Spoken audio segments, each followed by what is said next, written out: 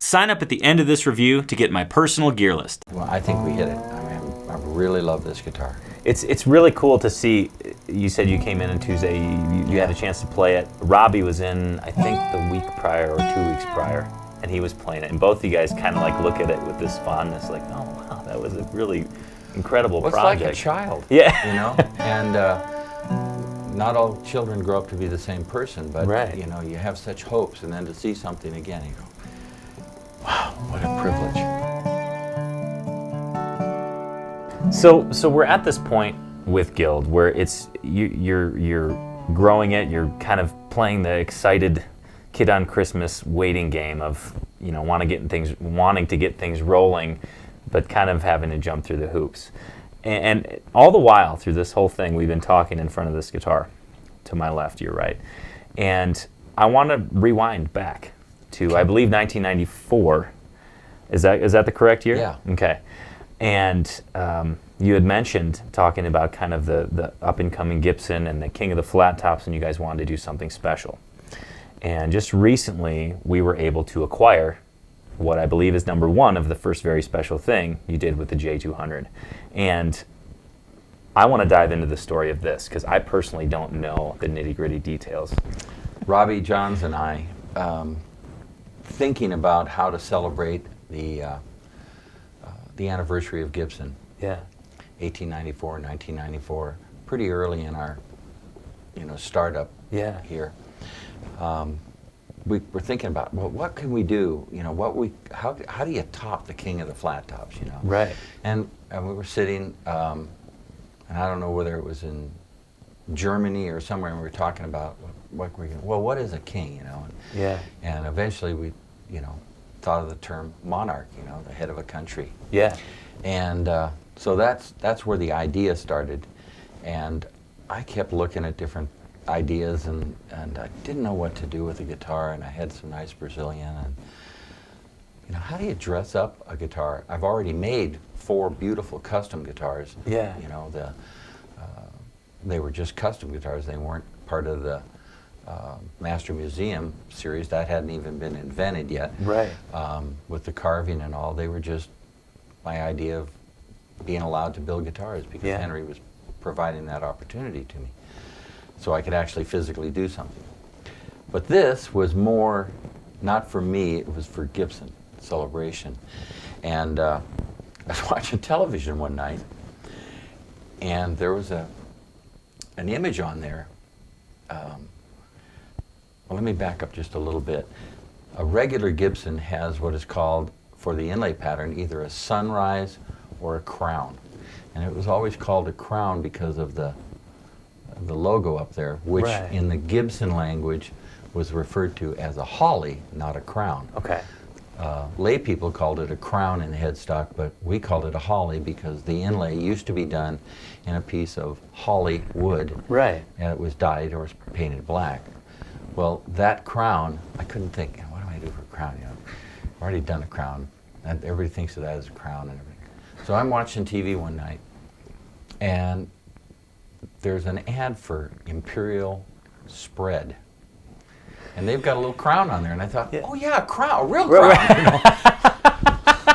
I could have had a V8. So I started to do what I do, and wasn't using the internet at all at that point. So I bought some books on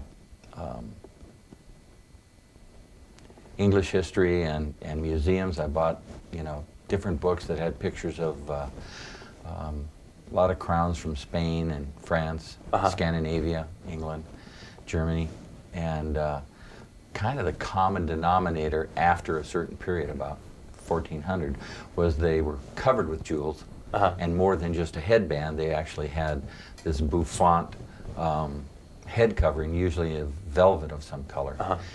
And I didn't know really what to do with that, but I started drawing, and I ended up with taking mother of pearl and piercing it with heart abalone, and first drawing one, cutting it out, laying it on the pearl, scribing around that, then cutting that out and filing until it was a press fit. And in working on it, I talked to Robbie, and and I went to our boss at that time, and I said, you know, it'd be really neat. We should put a diamond on this thing to dot the I. And that idea was actually Henry's. He'd done that on some other guitar. Yeah. And I said, but let's get a big one, you know. Yeah. I don't want any little 16th inch thing. Let's buy a real diamond, you know. And so the more I thought about it, the more I thought, God, you know, we could put jewels all over this thing. They would be uncomfortable if they were on the neck, but on the headstock, we could do it pretty easily.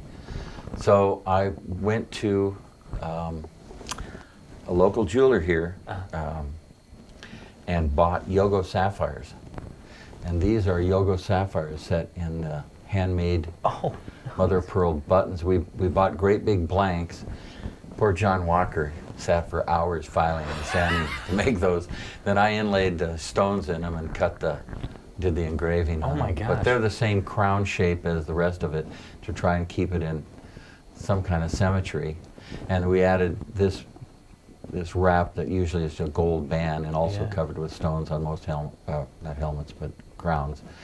And we added those on the traditional That's cool. bell-shaped truss rod cover. But this has got sapphires, garnets, emeralds, citrine, amethyst. They allowed me to buy whatever I wanted for it and dress it up. That's And incredible. so this went to the NAMM show. So we actually started this guitar early in '93. And it was the only one we built that year. We didn't want to have any shadow on it. It was just the best of the best of the best. And it was the most select materials we had. I played this guitar Tuesday. This thing sounds like church bells. I was playing it before you got here today. It's just a real nice guitar, you know, and I won't turn it around, but it's just a beautiful guitar. It's got abalone binding all the way around. This is the first time that we had done this on an art piece, because the other ones that we had done were handmade plastic sparkle binding that I made, and so this was the first piece that we'd done. All edges were covered. Yeah. The back of the headstock, I decided, I love old banjos and Paramounts and Vegas and all Gibson. Well, Gibson actually carved them. They didn't really laminate the back. But I went ahead and I put ebony on the back and put a volute on it. And then we bound it in the same fashion as the headstock. Yeah. Then we inlaid the back, and the serial number saying that this is the first one is back there. And I found the idea to be even more pleasing in execution than thinking about it. It came out. It is absolutely striking. It's really elegant. It's got elegant. It's gorgeous. Colored wood in it. We've dyed veneers in center of the neck is a piece of maple with blue veneer in it. Blue going with the abalone color. Yeah. So this was the most dressed up Gibson flat top that I know that's ever been built. And certainly the first one to honor Gibson rather than just give me an opportunity to make another guitar for myself or my ego or whatever. Yeah, well, I think it's a really cool marriage of Gibson tradition, and just in hearing the story and it being a really incredible collector's piece, and something you could still impart your artistic creativity on. The only drawback to having built these and all the master museums and the custom guitars is that term, and I guess they have to go there, but they're all fabulous sounding guitars. I mean, they've got every bit of everything I know about building in every one of these. I mean, and they weren't put together till they were right, but they don't get played that much. Right, I mean, you see them. I mean, this guitar is, what, 20, 30 years old? I don't know. 94? 14, so it's old. Yeah, it's old. It And sounds it's great. I did a perfect condition. I so did a full review. It sounds guy has not been incredible. playing this in a bar. No, you don't show up to the local pub Yeah. with that. But man, you sure could if you had a thick skin, because it sounds great. It sounds as good as it looks.